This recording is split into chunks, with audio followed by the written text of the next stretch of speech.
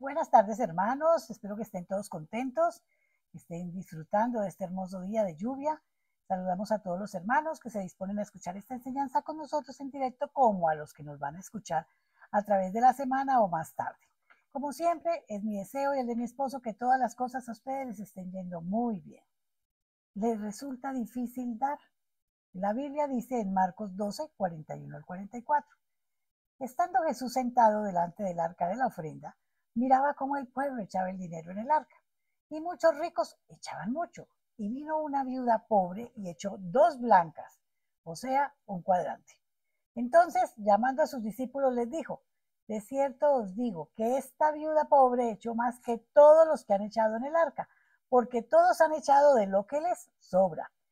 En cambio, esta mujer en su pobreza echó todo lo que tenía, todo su sustento. Un antiguo miembro de una pequeña iglesia en un pueblo de campo se encontraba de visita. Después de muchos años viviendo en la ciudad, el hombre había tenido mucho éxito en los negocios y se había convertido en un millonario.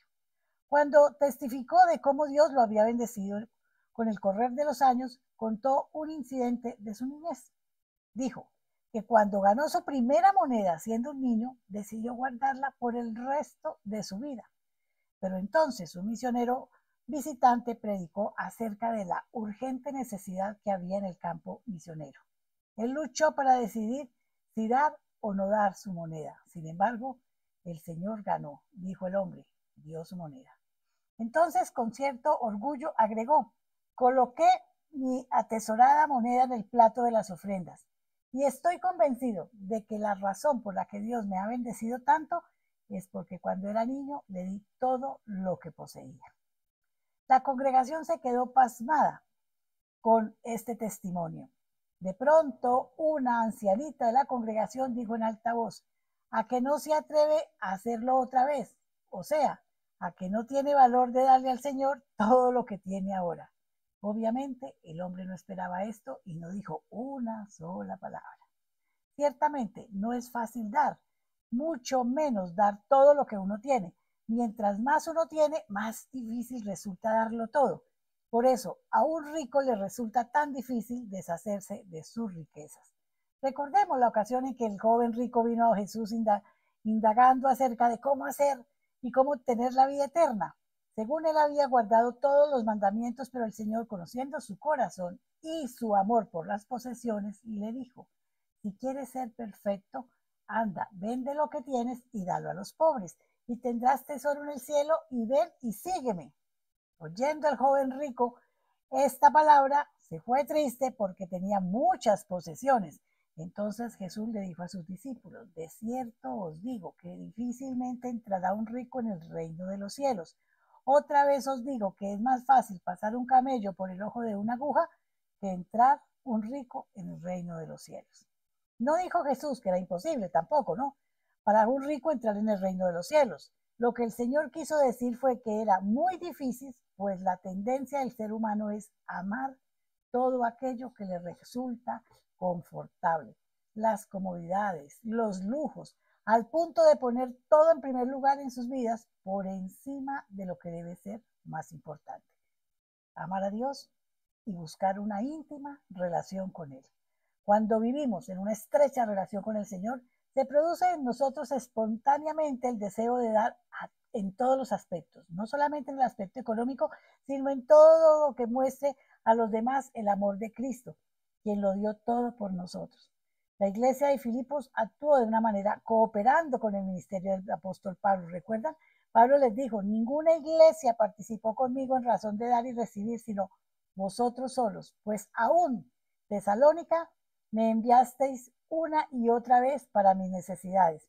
Y después les afirma: mi Dios pues suplirá todo lo que os falta conforme a sus riquezas en gloria en Cristo Jesús.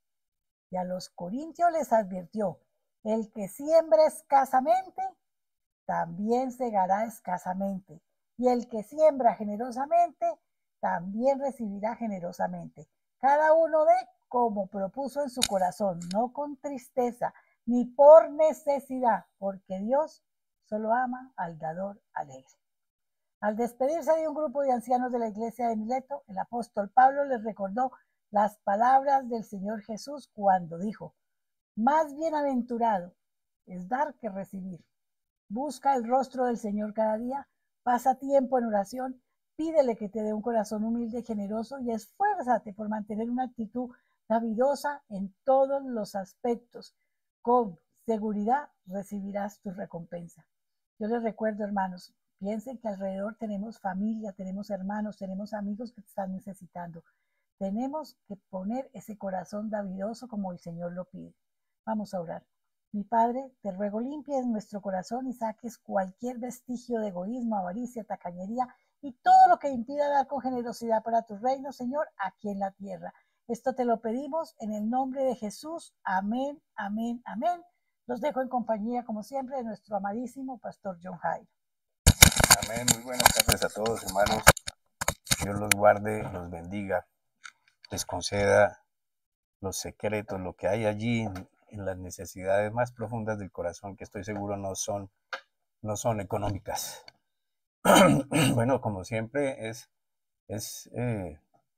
un privilegio, un honor estar compartiendo la palabra de Dios. Con toda sinceridad espero hacerlo de la mejor manera. Hemos estado hablando de cosas muy interesantes los últimos sábados sobre cómo ubicarnos en la palabra de Dios, cómo coger la palabra de Dios, introducirla en nuestra mente y hacer de ella una verdad siempre. Ser conscientes de esa verdad y hacer que la palabra, la verdad, la palabra de Dios hagan esos cambios que nosotros necesitamos en nuestra mente y vivir conforme a esto que ya está dado para nosotros, que ya es una realidad que no vemos, pero que para Dios, que todo lo ve y que sí es su realidad, nosotros podamos alinearnos con esto. Porque es lo que Él quiere. Él dice: conózcanme, entiéndanme, pongan atención a lo que les digo con todo, concéntrense en todo, tengan en cuenta que yo lo que les estoy enseñando y hagan como les digo y les va a ir bien. Entonces, tenemos que entender,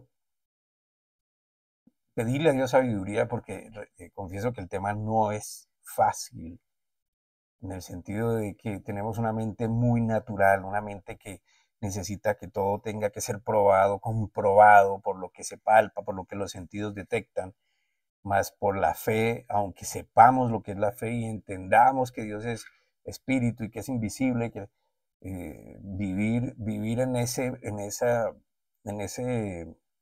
el reino, conforme al reino de Él, no de nuestro, necesita renovar realmente la forma de pensar, la forma de vivir, de hacer las cosas cada día. Entonces, porque sí, porque eso es lo que el Señor quiere, que la palabra nosotros la asumamos y entendamos que toda maldición fue revertida en la cruz. Amén. Toda maldición que había sobre nosotros fue revertida en la cruz. O sea, ¿cuáles son las maldiciones?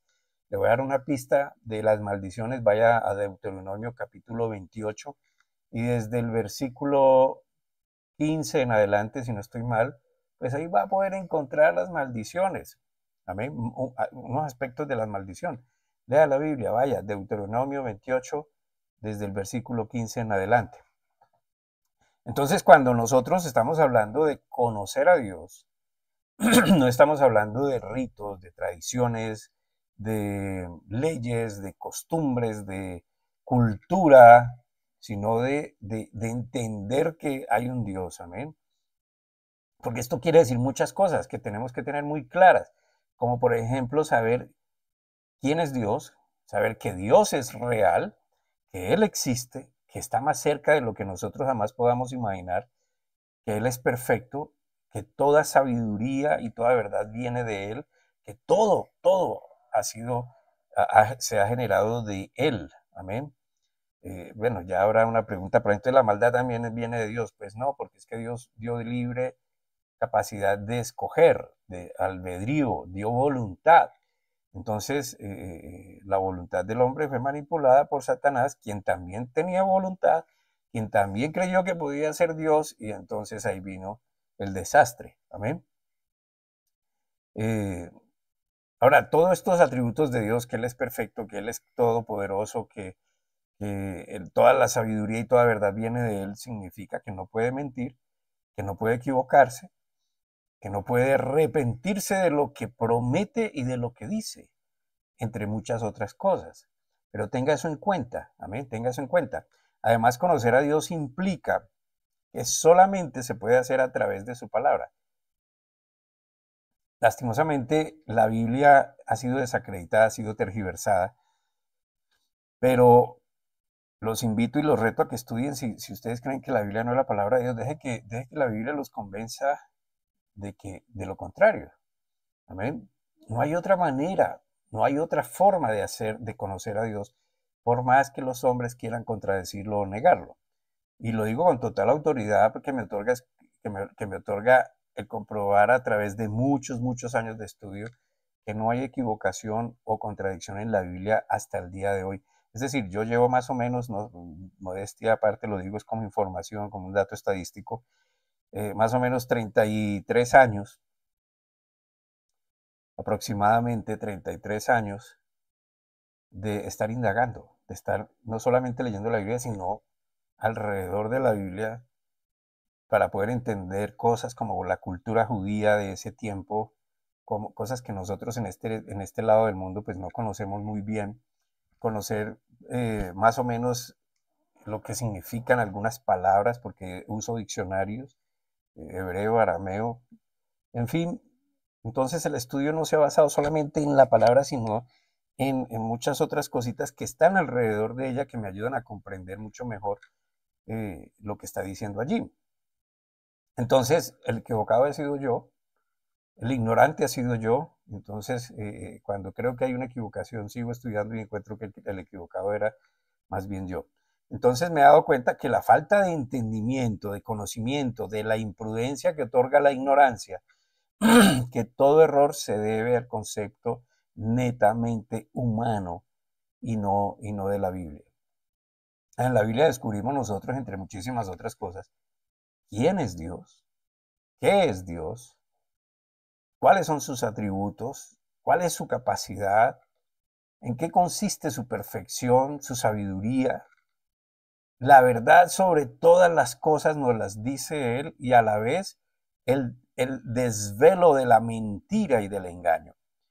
Entre muchas otras cosas que nos dice la Biblia, nos enseña sobre la vida, sobre los aspectos de la vida, amén, cómo manejarnos dentro de esta vida en todos los sentidos, cómo ser papás, cómo ser hijos, cómo ser empleado, cómo ser jefe, cómo ser vecino, cómo ser simplemente un ciudadano, cómo relacionarnos con Dios, cómo relacionarnos con los demás, en fin, cuáles son puntos de economía, de derecho, en fin, hay muchas cosas que uno puede extraer de allí porque Dios le da la sabiduría para ello.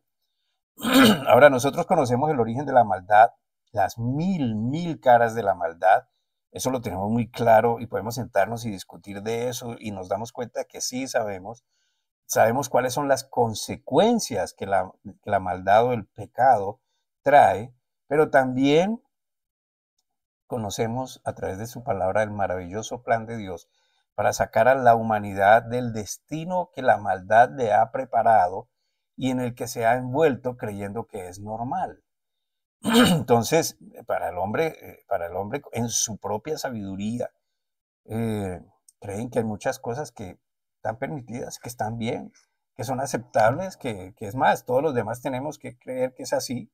Resulta que la Biblia es la máxima autoridad sin importar, y escuche bien esto, que usted lo crea o no, que alguien la crea o no, no importa, seguirá siendo y va a seguir siendo por siempre. De hecho, la palabra misma habla de ella y dice que jamás dejará de ser, que es lo único que nunca va a dejar de ser. Y no admite que se le quite o que se le agregue. Entonces tiene algo muy específico y algo muy concreto, y es que tenemos que pedir sabiduría a Dios para entenderla.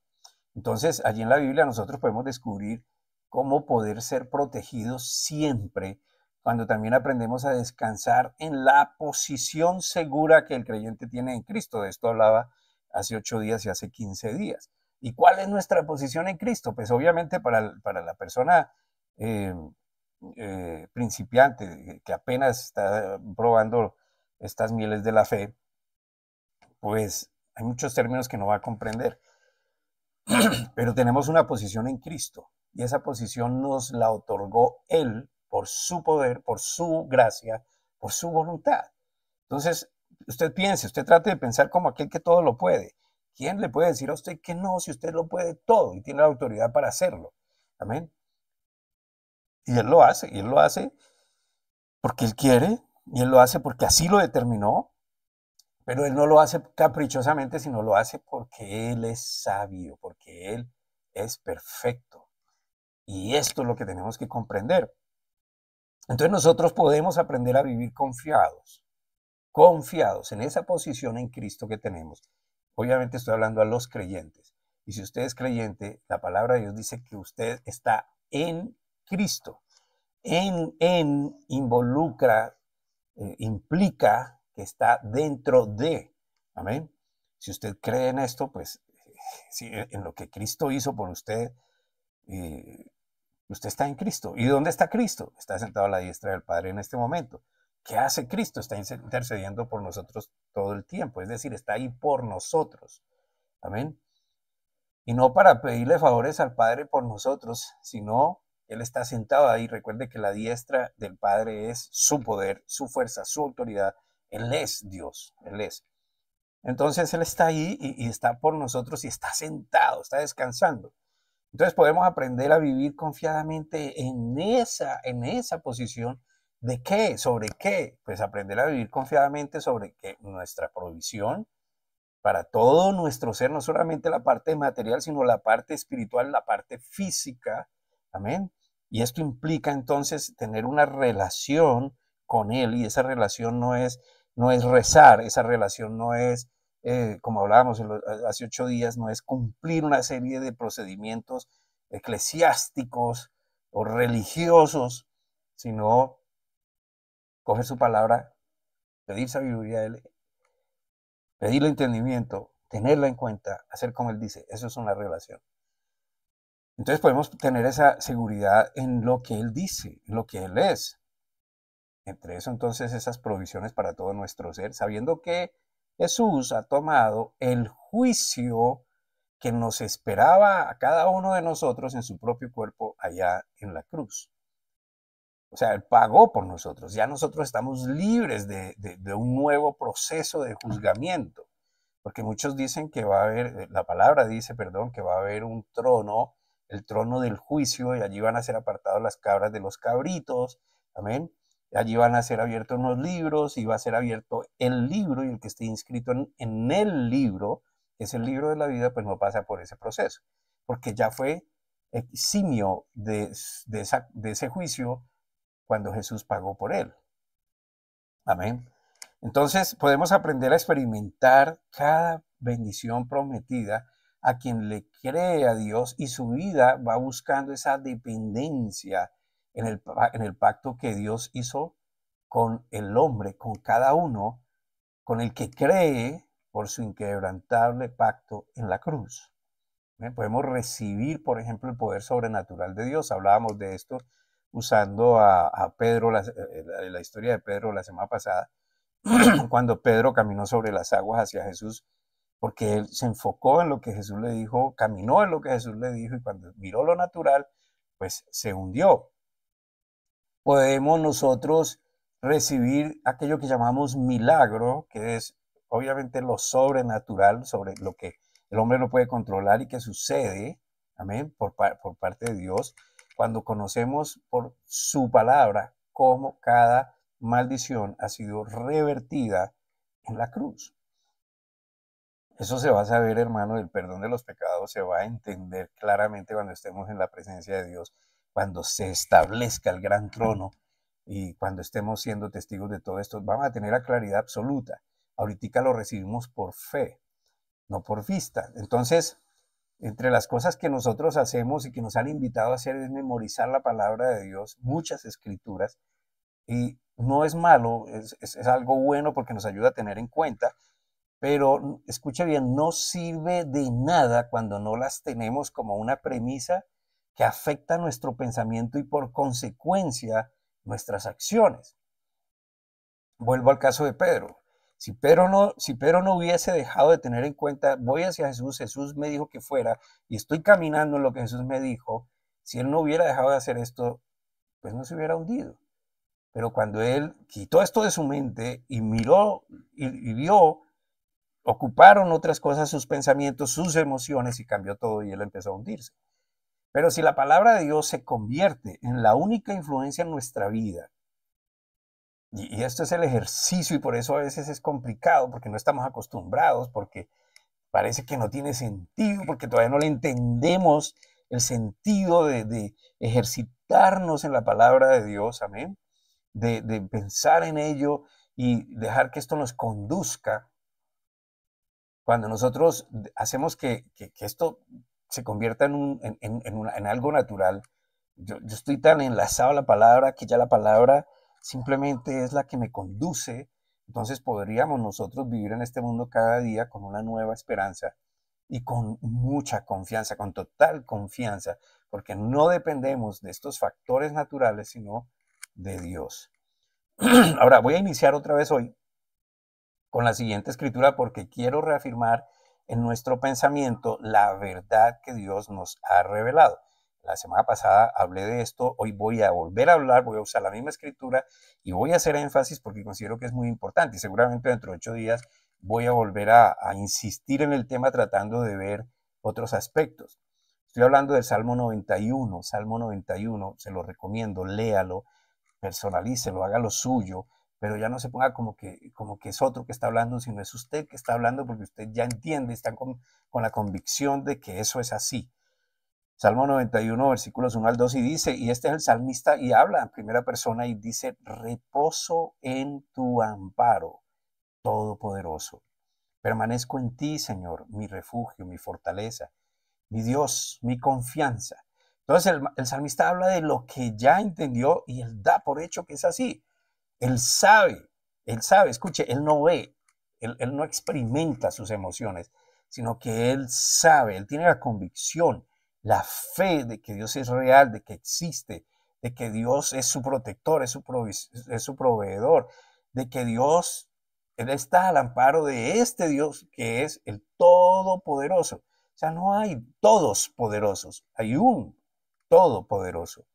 Y allí él quiere permanecer siendo Dios su refugio, su fortaleza, su Dios, su confianza. Maravilloso.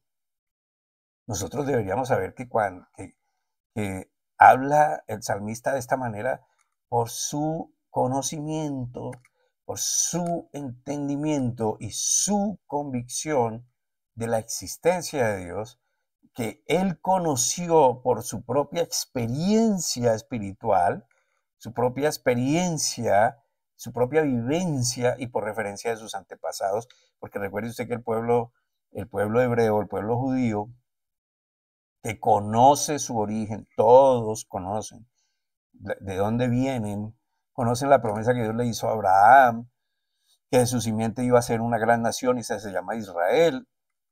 Y esto se transmite de generación en generación porque Dios les dio esa instrucción y ellos lo han hecho. Así que no hay judío que no conozca su origen y sus promesas y su historia. Amén.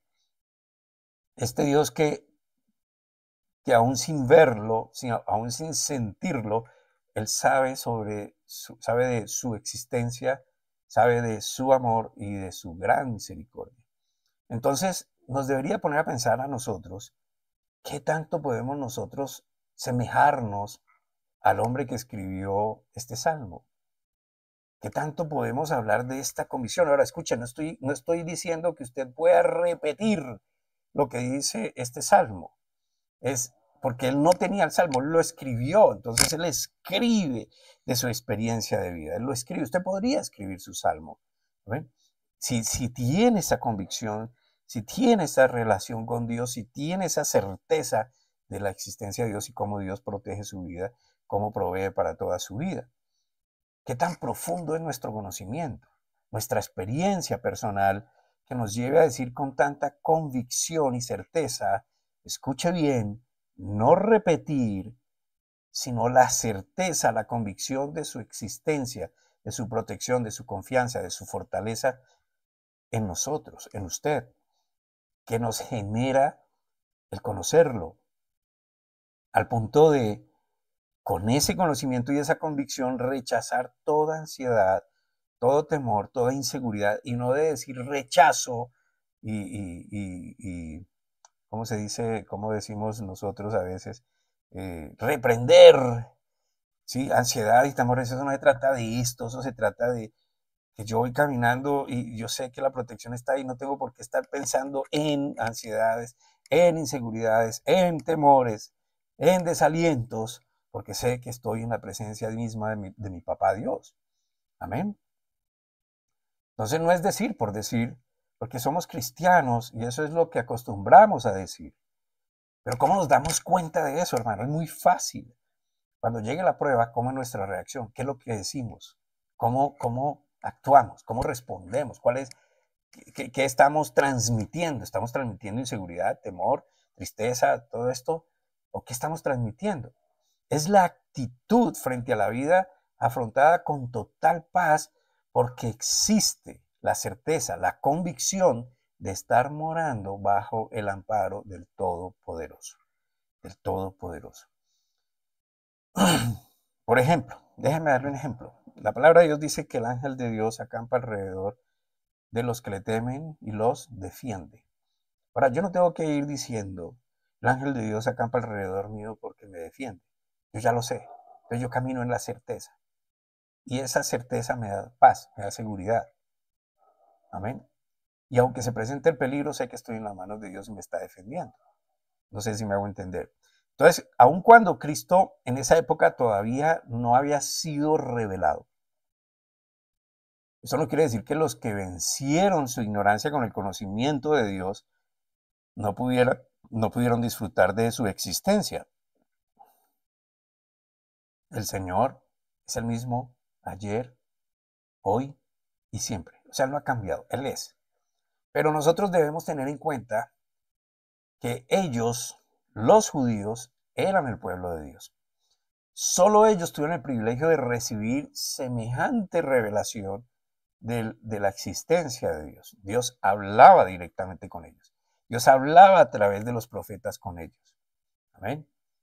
Todos los demás no podían disfrutar de ese conocimiento porque ellos decidieron creer en cualquier cosa, y menos de saberse protegidos, fortalecidos por el Dios creador de todas las cosas. Por eso crearon dioses a su imagen y semejanza, para ellos mismos postrarse ante esas estatuas, ante esos dioses que ellos se imaginaron y les pusieron ciertos atributos, pidiéndole a lo que ellos habían creado protección y provisión. Aquí es al contrario, Dios se revela para que entiendan que Él existe y que no hay otra manera. Entonces, pues el que no tenga esa convicción, la existencia de Dios, pues va a acudir a otros medios porque no está seguro de la existencia de Dios, porque cree que hay otros medios. Amén. Eso sucedió con la venida, o sea, el entender la existencia de Dios, todos los demás, todos nosotros. Se dio con la venida de nuestro Señor Jesucristo, donde se reveló la voluntad de Dios de que toda la humanidad podía merecer su amor. Les voy a poner una escritura nada más para enseñarle que esto es una verdad. En Juan, y yo sé que muchos lo van a repetir detrás de mí, Juan 3, 16, 17 dice, porque de tal manera amó Dios al mundo, que se ha dado a sí mismo, como unigénito Hijo, para que todo aquel que en Él cree no se pierda, mas tenga vida eterna. Porque Dios no se envió a sí mismo como Hijo al mundo para condenar al mundo, por el contrario, para que el mundo sea salvo por Él mismo. Entonces aquí hay una revelación y mucha gente dice, pero ¿cómo así por Él mismo? Él se envió a sí mismo. Recuerde que Dios es todopoderoso. Amén. Él puede hacerlo. Él se transformó. Él adoptó forma de hombre, como usted, como yo. Y ese se llama Jesús, Salvador del mundo. Por lo tanto, todos gozamos, los que creemos en esta palabra de Dios, gozamos de la presencia permanente del Señor en nosotros. Así lo decidió Él, así lo hizo. Si usted lo cree, Él le ha enviado un sello que se llama el Espíritu Santo, y ese Espíritu Santo le permite que usted entienda y que usted pueda vencer su ignorancia, y de ahí para adelante comienza a enseñarle otras cosas. Pero además, también gozamos de estar sentados junto con Cristo a la diestra del Padre. ¿Quién es Cristo? Pues es Jesucristo, el Cristo, el Redentor, Salvador de la humanidad, el que vino con poder y salió resucitado victorioso de la muerte, venciendo la maldad, el pecado y la muerte. Amén. A Satanás, el pecado y la muerte, que son los tres enemigos básicos de Dios y de nosotros por consiguiente. Ahora déjeme tratar de explicarle más claramente. Si bien es cierto, usted ahora sabe que está en este mundo, usted ve este mundo, usted vive en este mundo, usted palpa las cosas de este mundo, Dios no ve de la manera que usted ve, Él ve diferente, ve su realidad para nosotros, y su realidad para nosotros es que nosotros, usted, yo, que creemos, estamos en Cristo, estamos sentados junto con Él a su derecha. Usted no se ve allí, usted está aquí, pero eso es lo que ve Dios. Usted no puede ver como ve Dios. Usted solo puede creer en lo que Dios ve y dice. Nosotros entonces creemos lo que Él dice y vivimos, o queremos aprender a vivir como Él dice que estamos. Porque tal como Él es, así nosotros somos en este mundo. Amén. Ahora, Dios, Cristo, Jesucristo a la derecha del Padre, ¿qué significa? Es el poder de Dios, es que está allí por nosotros, Él está justificándonos, Él está diciendo, ellos son míos, tú me los diste, yo pagué por ellos, son míos, ellos son mis hijos, yo les proveo para todo, son la protección, mi protección está sobre ellos, todo lo que yo tengo es de ellos. Si usted entiende eso, puede vivir en paz. Ahora, eso es más real, hermano. Aunque suene a Steven Spielberg, es más real que lo que usted puede creer que es real. Para Dios eso es lo que vale, porque eso es lo eterno y Él es eterno. Ese es su reino y Él manda en su reino. Son sus leyes espirituales que pesan sobre las leyes naturales. Nuestro lugar, hablaba yo la semana pasada de entrar al lugar secreto. Ahora, ¿cuál es el lugar secreto? Cristo. ¿Dónde está Cristo en usted? Usted puede estar con Cristo en esta tierra, en este mundo, pero usted también está allá. Esto es algo, es un misterio que ha sido revelado que solamente se acepta por fe, no por prueba. Usted no puede probar eso con sus sentidos. Amén. Usted no puede probar eso con su inteligencia porque no le da para eso. De hecho, por eso la palabra de Dios dice que esto para la mente natural es locura. Entonces, ese en Cristo, que es nuestro lugar secreto, es el lugar que Dios ve. Es allí donde nosotros estamos con Él. Amén.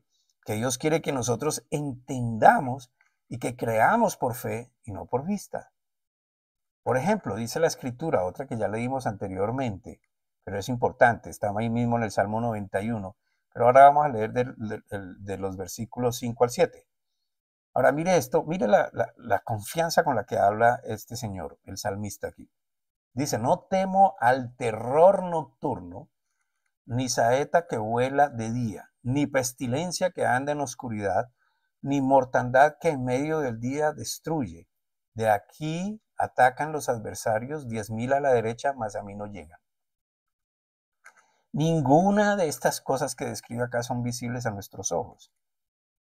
Todo esto es imperceptible por nuestros sentidos, pero existen las plagas, usted no las ve. O sea, usted ve unas plagas de una naturaleza, pero los virus, estas cosas que son casi que o son imperceptibles a nuestros ojos, pues usted no las percibe, no las ve, usted no las comprueba, pero sí vemos sus efectos. El peligro que acecha, del cual no nos damos cuenta, o sea, nunca vamos a saber en este mundo qué peligros pueden habernos estado acechando durante el día. Y el Señor nos libra de ellos.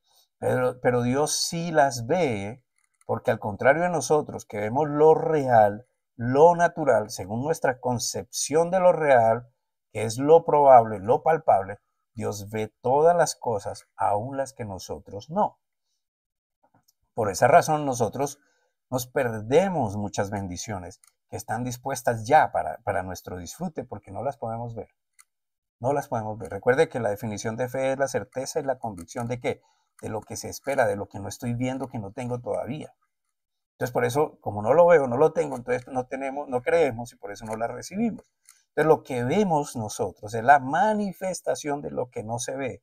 Por ejemplo, no podemos ver la fiebre, vemos cómo se manifiesta. No podemos ver la ira, pero sí vemos cómo vemos su manifestación totalmente.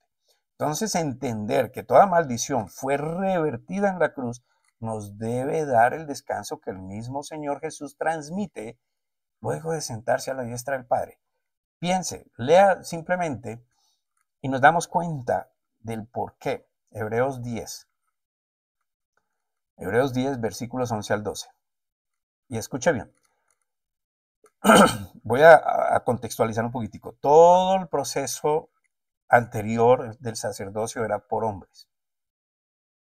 El sacerdocio, estamos hablando del sacerdocio levítico. Amén. El que vemos en el Viejo Testamento, no el sacerdocio de hoy. Sacerdocio levítico establecido por Dios mismo, y había muchas condiciones, había muchas normas, había muchas características, y se sabía exactamente quiénes podían ser sacerdotes y quiénes no. Entonces, en ese contexto, y dice, y ciertamente todo sacerdote está de pie día tras día, ministrando y ofreciendo repetidamente los mismos sacrificios que nunca pueden quitar los pecados. Ellos se movían de un lado para el otro, estaban allí, nunca dejaban de estar haciendo esto, nunca dejaban de hacer sacrificios y aún así no podían quitar los pecados. Versículo 12. Pero y está hablando en ese contexto de Jesús, nuestro sumo sacerdote que está a la diestra del Padre, pero habiendo ofrecido una vez para siempre un solo sacrificio por los pecados, se ha sentado a la diestra de Dios. Anteriormente, los sacerdotes, como les dije, estaban día tras día de pie, ministrando, sirviendo y ofreciendo repetidamente los mismos sacrificios. Pero ahora, y note lo que dice ahí el versículo 12, habiendo ofrecido una vez y para siempre un solo sacrificio por los pecados, se ha sentado a la diestra de Dios. De manera que podemos aplicar esto en nuestra vida, en su vida, en mi vida. Y es como siendo consciente de ese descanso de Jesús al sentarse cuando terminó de hacer el sacrificio por los pecados de todos una sola vez y para siempre. Si usted ya sabe que fue un solo sacrificio una sola vez y para siempre, y Él se sentó, y se sentó porque está esperando algo más, si usted sigue leyendo y sabe lo que es, pues usted sabe que Él ya está descansando, que usted debería descansar del efecto del pecado. Ahora, ¿por qué se da el pecado? Porque no hay, ni habrá necesidad de hacer más sacrificios como lo hacían anteriormente. Quiere decir que cuando yo soy consciente de eso en mi vida, de que ya hubo el sacrificio por mí una sola vez y para siempre, y ese solo sacrificio quitó, escuchen, no los pecados, el pecado, es como el origen de los pecados. Amén. Si yo estoy consciente de esto, ya no tengo que ser consciente de mi pecado. No le doy, en otras palabras, no le doy vida al pecado, sino que descanso del acoso del pecado. Es como si usted peca, ¿qué es lo que viene de su pensamiento? Se empieza a darle conciencia, a darle crédito. Usted sigue pensando en que pecó, que pecó, que pecó, que pecó. Usted está siendo consciente del pecado, pero usted no anula ese pensamiento porque no recuerda, porque no es consciente de que ya hubo el sacrificio por usted. Cuando usted es consciente de que ya está reposando de ese acoso, esa acusación desaparece. Porque la posición que tenemos en Cristo es de saberse perdonado y estar descansando junto con Cristo, porque así está Él ahora. Entonces la posición que tenemos es de saberse también, por ejemplo, sanado. Para entender que nosotros hemos enfermado, ¿qué es lo que tenemos que hacer? Comprobar que estamos enfermos. La evidencia está allí. Y los exámenes que nos hacemos dan la señal de la evidencia, de lo que se reflejó. Nos dicen los exámenes, los resultados, los efectos de la enfermedad palpablemente, porque no vemos la enfermedad, vemos la manifestación. Ahora bien, si ya sabemos que en Cristo somos sanos, porque por su llaga yo fui sanado, ahora escuche bien esto, es que por la llaga de Jesús, por la herida de Jesús, es lo mismo que decir por la herida de Dios, Él llevó la enfermedad, Él quitó la enfermedad de mí. La idea no es repetir que lo somos, sino saber que lo somos y descansar. Descansar que esperando en Él. Yo sé que es un poco complejo entender esto, pero la manera más práctica para entenderlo es meditando en todo esto que estamos hablando, en la palabra, una y otra vez. Por eso la insistencia del Señor al pedirnos que meditemos en su palabra de día y de noche. Ahora, esto no se toma literalmente, entonces yo no duermo porque tengo que estar clavado, porque no puedo hacer nada, porque tengo que estar ahí. No. O sea, la manera gráfica de decirlo, pero no es literal. Amén. Porque este cuerpo necesita dormir, porque necesitamos hacer otras actividades, pero quiere decir, ten presente mi palabra, que no sea sino mi palabra la que esté allí metida en su mente, que sea mi palabra la que produzca tus pensamientos, que no sea la palabra de nadie más, que no sea lo que está viendo en el mundo, sino mi palabra. Entonces lo que está aquí como haciendo ver el Señor es que denotando la necesidad de estar conectados, que nosotros tenemos para poder experimentar las bendiciones de Dios, de estar conectados con la realidad de Dios que nos está siendo revelada a través de la palabra y no la que evidencia nuestro cuerpo, no lo que nos dice nuestro cuerpo, porque ya leímos que no debemos temer de la mortandad que en medio del día destruye. Ahora, ¿qué es la mortandad? Pues plagas, virus, enfermedades, ¿amén? Ni la pestilencia que anda en la oscuridad. La enfermedad está allí trabajando. Nosotros no la vemos, pero Dios sí. Ahora el salmista dice, no tengo miedo de la mortandad que en medio del día destruye. ¿Por qué? Porque él estaba seguro en Dios. Ahora bien, es necesario que esto que hemos estado aprendiendo lo repasemos constantemente en nuestros pensamientos hasta que logremos que se haga una realidad tan natural en la vida que caminemos con esa confianza, con esa perseverancia, con esa tranquilidad. La seguridad está en el Señor, no en usted, no en mí, no en nadie más.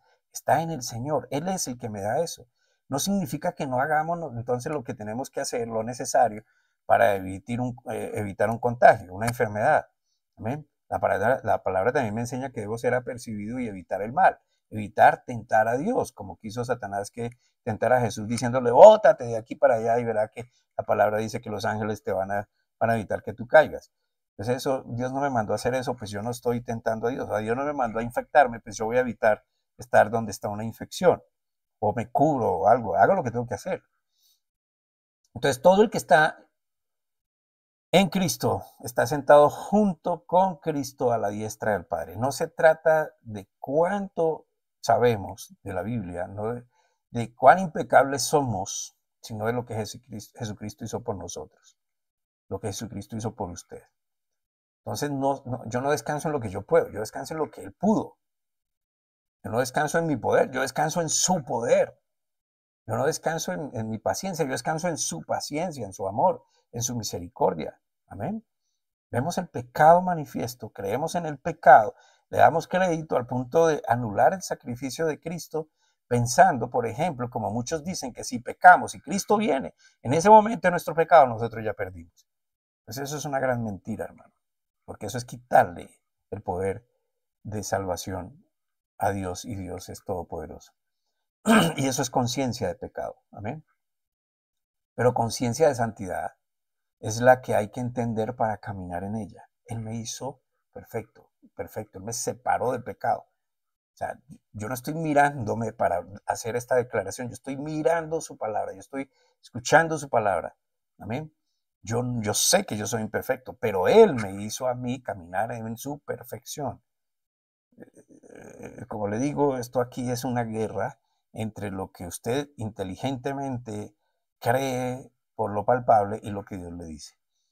Ahora, no se enfoque en lo que se ve y se siente, que es el pecado, porque el pecado se lo va a comer, lo va a consumir, sino en lo que Jesús hizo por cada uno de nosotros hasta sentarse a la derecha del Padre. Yo creo que debemos continuar en este tema hasta explicarlo un poco mejor. Mientras tanto, como dijo Pablo, hermano, mantenga su mirada en las cosas de arriba. No como hizo Pedro cuando se hundió en las aguas, porque miró hacia abajo, porque miró lo natural. Amén. Entonces seguimos dentro de 8 días. Espero que todo en su vida, hermano, sea lo mejor, que Dios lo esté protegiendo, que usted tenga la conciencia de eso. Y bendecimos y damos gracias a los que nos ayudan, principalmente. Y damos gracias por usted, por estar allí conectado. Y damos gracias porque usted no se queda guardando lo que el Señor le enseña, sino que lo transmite a otros. Recuerde que esto no es por un pastor, por una iglesia, por una congregación, sino por amor a las demás personas, porque eso es glorificar a Dios. Gracias, Señor, por enseñarnos tu palabra. Gracias por colocar en nosotros el deseo de seguir adelante, por no dejarnos vencer por lo natural y por enseñarnos, Señor, a caminar mirándote a ti. En el nombre de Cristo Jesús. Amén.